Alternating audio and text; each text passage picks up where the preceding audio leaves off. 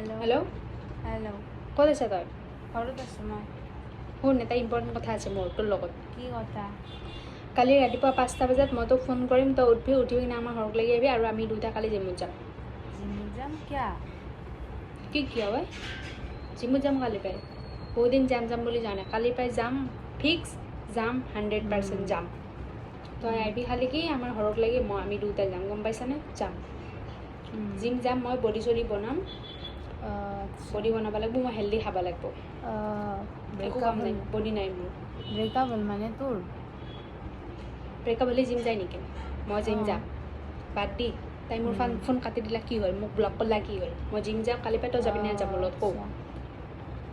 Body বনালি এনেই ছোৱালী মোৰ পিছত পৰিব, এনেই পৰিব। অলৰেডি মোৰ বাইছে আধা আধি আছে আৰু আধা আহিব লগা আছে, সেইখিনি আহি যাব। তই মোৰ লগত যাবি নে নাযাওঁ কওঁ? বুজি পাইছিলি? যাবি? ট্ৰেইনততো আমাৰ দাদা হয়, আমাৰ ৰিলেটিভছৰ দাদা হয়। মই তাৰ লগত কথা পাতি থৈ দিছোঁ, কালি ৰাতিপুৱা 5টা বজাত যাব দিছে।